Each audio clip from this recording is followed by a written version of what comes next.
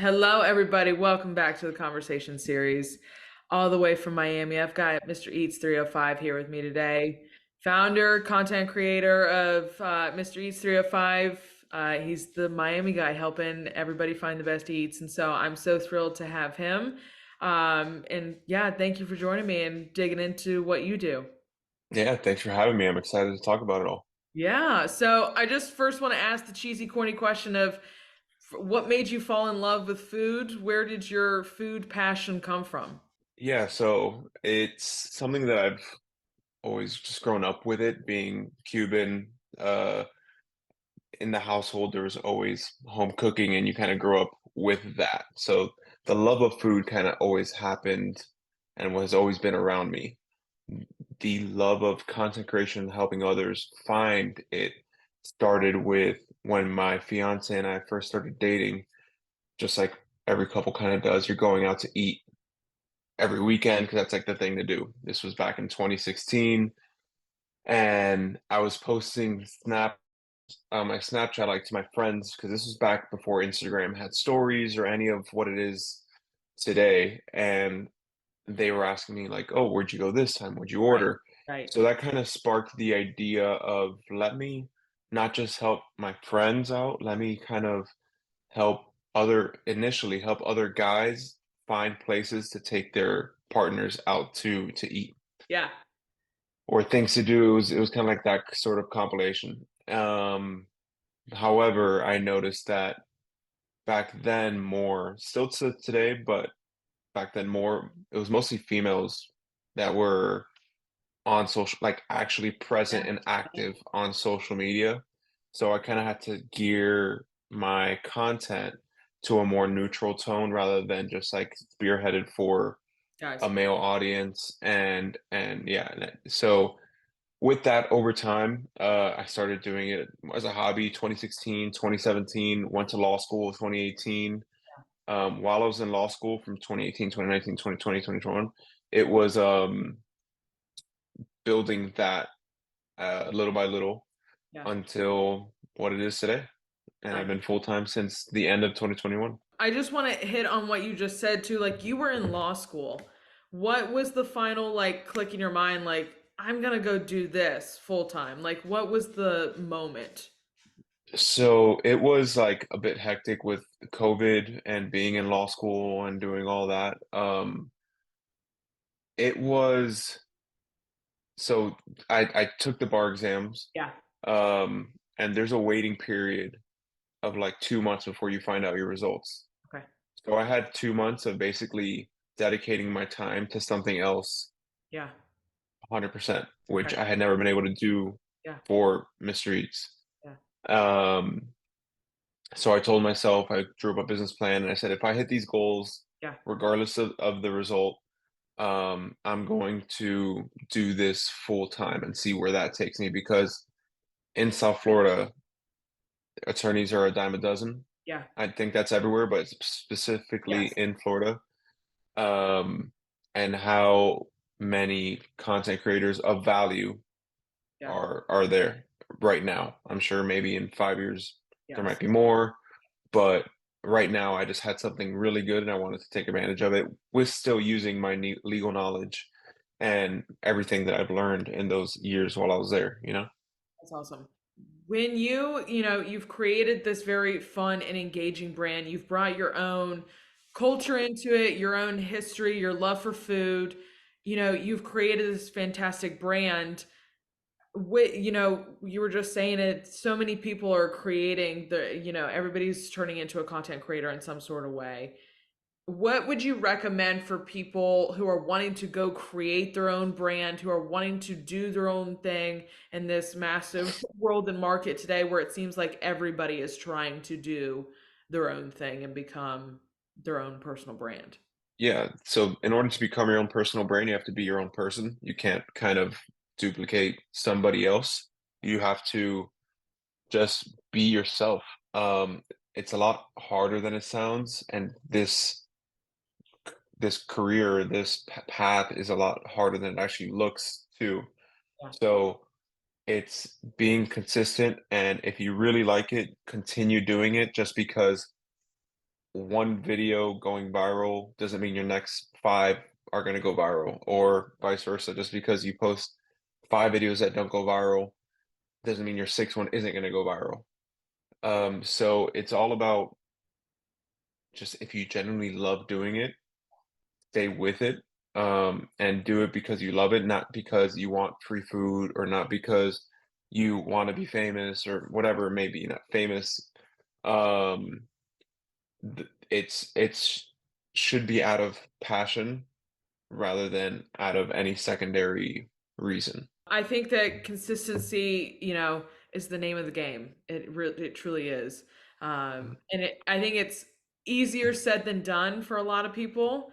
I'm sure you know that, but it's the name of the game, and it's the most important thing when approaching creating content, creating your own brand. Um, it's the hardest thing I think sometimes too. Yeah, and it's not just consistency when we're talking about like posting daily. Yeah, It's consistency about your substance of what you're posting and why you're posting it. That's the biggest thing that I always think about, that I try to answer the why. yeah, yeah, Why do people want to see this? Why should people hear about this? Why should people know about this? Not, it shouldn't, again, everyone's different, but me personally, I try not to make it about me. yeah, I'm just the vessel of the information. I want it to be about this cool spot, this spot that the owners are amazing, the food is amazing, the atmosphere, whatever it may be, but me just be the storyteller for the information. And when you do it that way and you kind of make it less self-centric, I think people receive it in a better way and you get like less trolls, to be honest, on Instagram. yeah.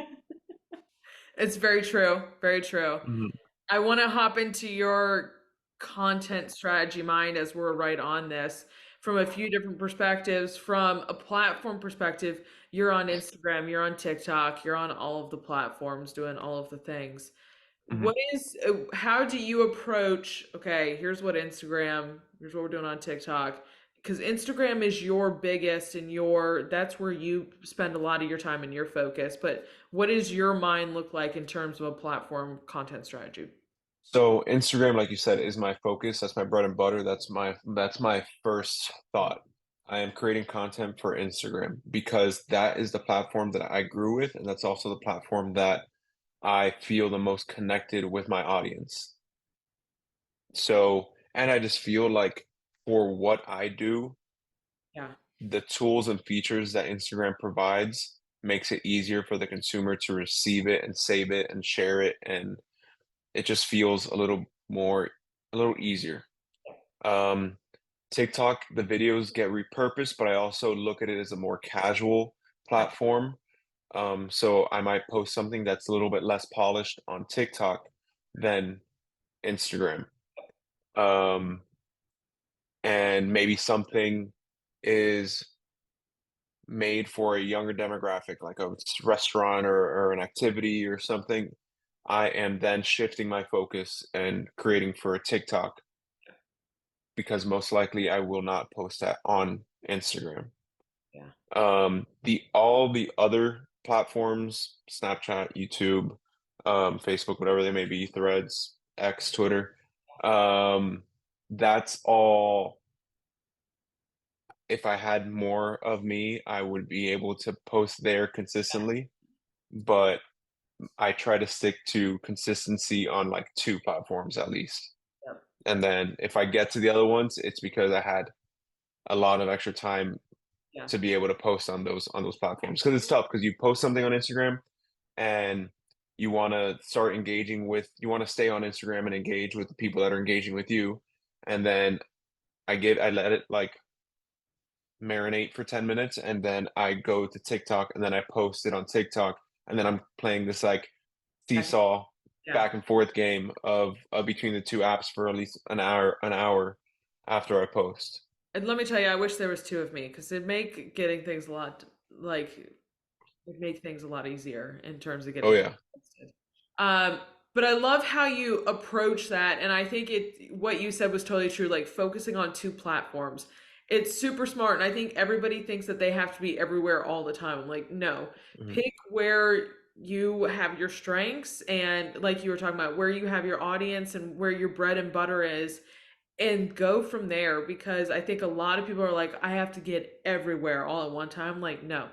I'm like, know where your people are and go there and do what you need to do. Yeah, I think even just focus on one.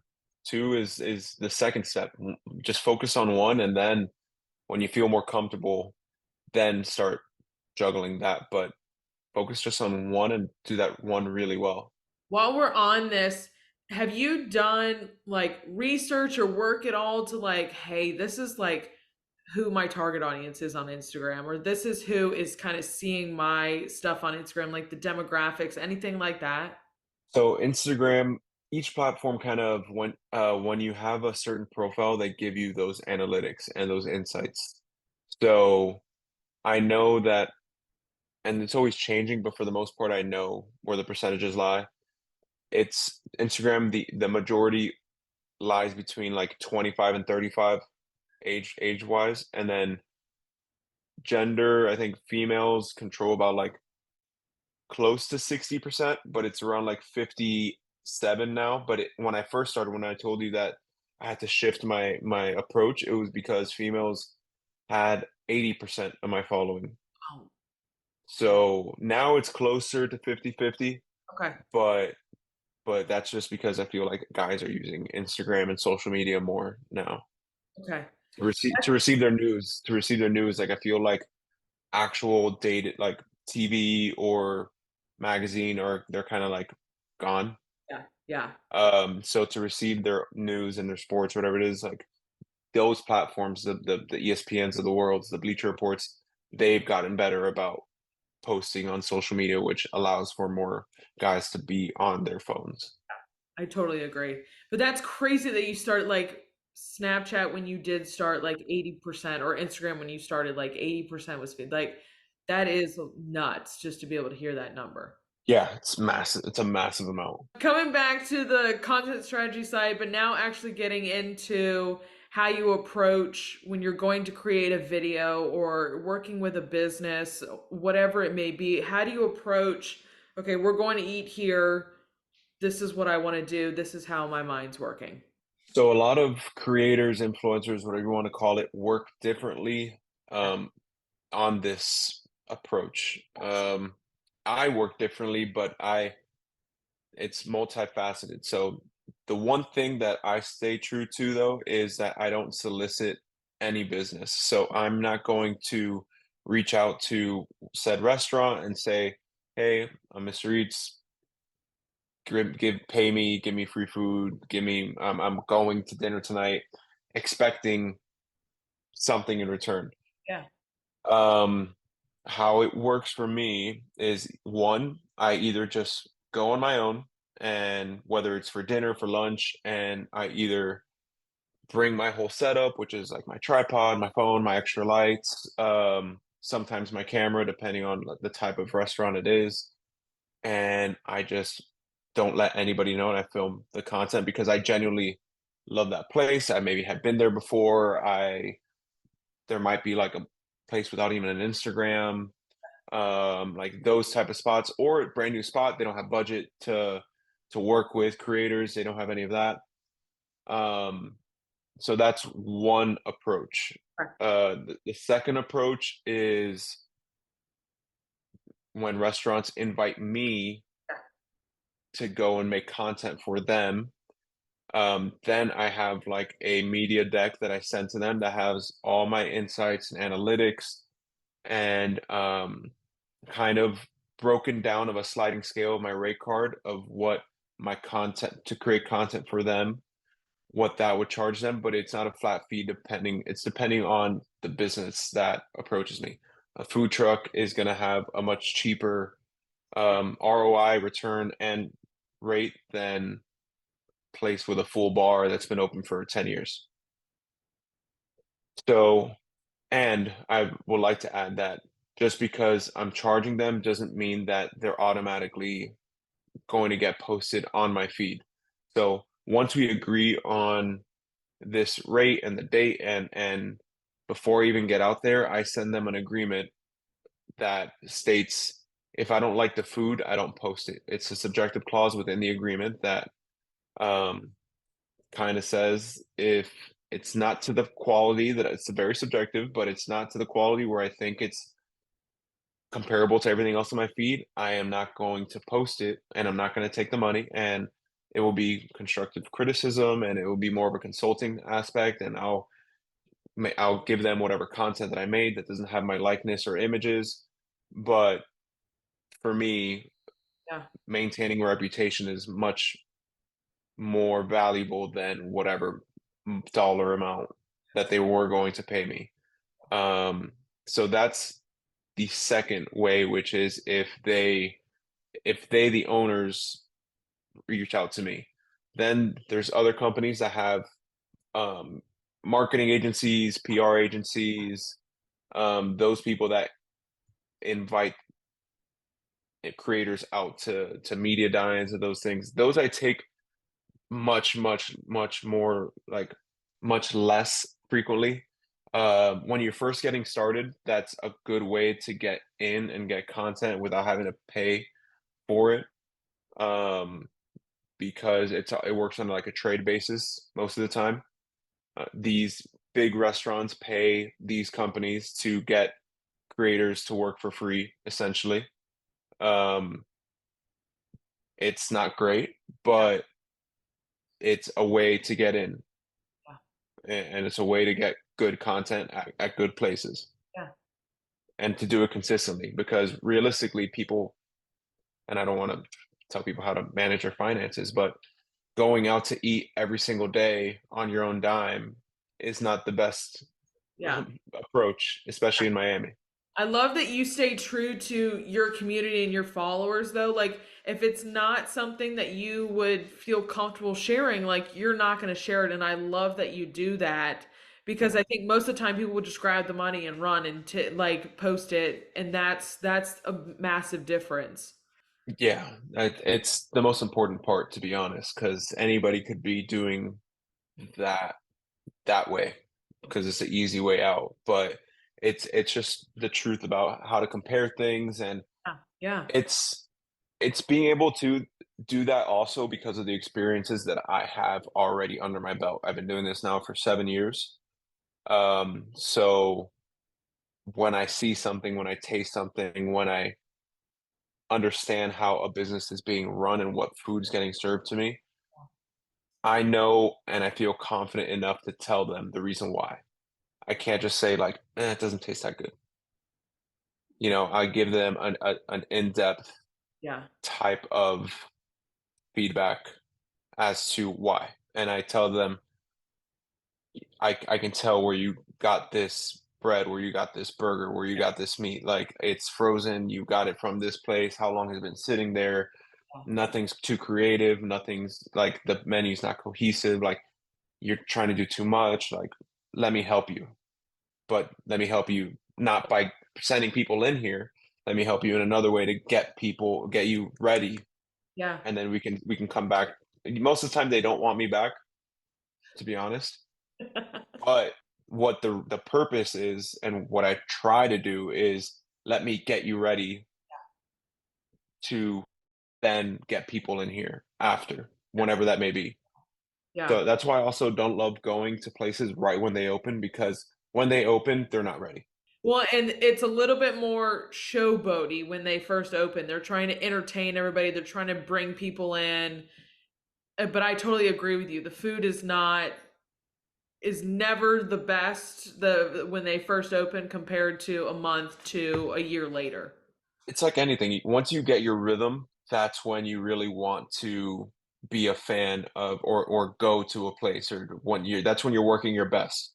So that's when you want to go to the place. So the food might be the same exact food that they're going to serve you in a month from now, but the service might be better. The wait time is going to be less. Like there's more to it, and you'd want to make sure that Yeah, sure, because I can go on my own right when, right when the restaurant opens at 11 a.m.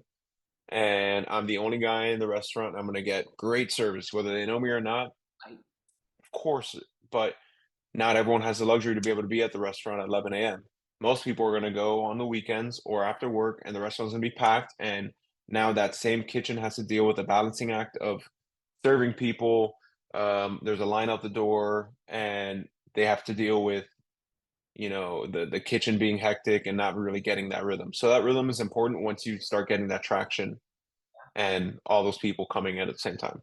Awesome. I think it's super smart. I think like that approach is exactly how people should view restaurants when they open as well. Um, it's exactly how you just described it, and I think it's super smart. Go ahead. And it also, like, it helps the creator too, because I go again, it and Yeah, I have a great experience, but then these people go yeah, expecting the same experience that I had, and they can't do it as well as it was for me. yeah. So that's huge for the creator's reputation too, because you want it to be as close as possible to the patron's experience. Absolutely. Well, and the hope is, that you like it enough that you're coming back, you're bringing more people with you when you're not on the clock, and you continue to come back as a favorite place. Like that's always the hope and goal. That's the hope and goal for everyone, but not every place is like that. So I actually have a map on my website. Love It's it. MrEats305.com, and it's a Miami food map that's kind of like the Yelp, the Google Maps, Yeah. the all those tools. However, it's filtered with my experiences and my thoughts. So on there, you'll find it broken down by cuisine. You can type in bakeries, sushi, pizza, burgers, date night, takeout, healthy food. Love But it. there's also a tab for favorites, and those favorites, those scale because I mean they range from a bakery all the way to a fine dining restaurant. So take that, as it is, Yeah. because people see favorites and are like, this is the best food ever. It's like, no, this just might be the best bakery for me. Yeah. Yeah. And at the end of the day, that's the beauty of food. It's all subjective. So I might like something and people might not like it. So it's always a just a discovery thing. And that's why I post not just places that I'd go back to immediately, but because I think it's cool. I think they're doing something interesting. It might not be my favorite, but if they're doing a good job and I think the food's good, it might be someone else's favorite. Someone that might live down the block from that neighborhood or has never visited this neighborhood in Miami, because Miami from end to end, Miami-Dade County is like 2 hours without traffic from Right. Homestead to Aventura. Right. So Miami has a lot of exploring. It's a lot bigger than people think. It's not just South Beach, it's not just Brickell, it's not just downtown. It's from the beaches to the Everglades. And I love that map, and I love all the icons, and that you can move around and truly get to see in each little, city, whatever it may be. Like you get to see everything, which is so cool.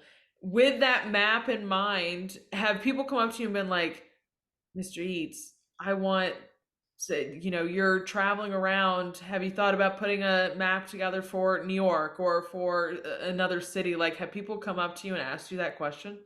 So they haven't actually come up to me, but they've Okay. written to me about it. Thank you. And what I do, because on that map that I created for the website, I Yeah. did want to focus it just on Miami for now. Um, but in order to cover, because I have visited a lot of cities and cover more ground, Instagram has a subscription feature where you can like subscribe to the creator and get exclusive access. Okay.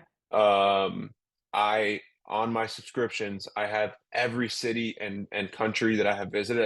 I think there's over 40 different maps Yeah. right now. So I've created my Google Maps similar to what I have Yeah. for the Miami page, but for each city, New York, Austin, LA, San Diego, like every city, every country that I've been to, and that's where those people could find it. Okay. They just have to subscribe on Instagram, and it's honestly, I don't even know what it's at, maybe $1, $2, Yeah. but you get a map itinerary where if you were to type in, like, if you were to be presently in New York in Times Square, that map will tell you what the closest place is to eat that's not the fast food chain that you're McDonald's. looking at.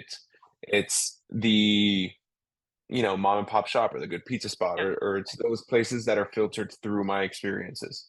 I love that because, like I said, I love your Miami map because of how interactive it is and how it covers so much. So I love that you do that for other cities. As we're getting to the end of 2023, which is crazy to say, and getting ready to Yeah. hit 2024, um, is there like what goals are you trying to finish out the rest of the year with, and what are you looking to do in 2024? So for the end of 2023, well, I have my wedding. I'm getting married a month from yesterday, so it's already within the month. Thank you. So that's in the front of my head. That work and all that Yeah, comes after. Um, so spending time with my wife, that following month after, kind of making sure that she's uh the focus and we're spending time together yeah, is kind of the focus for the rest of the year, and whatever comes with work is secondary. okay, Because think about it, it's the wedding's in October, you have November, which is the time for you, and then December is holidays. yeah, So, and holidays for family, and we're renovating a house that we nice. there's a lot going on. There's a lot going on. I'm not complaining. It is blessings. But that's kind of trying to have everything in line, work, family, house, for 2024. Nice. So when 2024 does come, there's a lot of things happening. I'd love to showcase the map more. I haven't really unveiled it. Yeah. That's something I'll probably do by the end of this year, and make sure I try to kind of get that map as good as it can get to help as many people. So whatever that may be, if people are looking for more menu items on there, more photos, more reservation buttons, more of my Instagram integrated onto the map.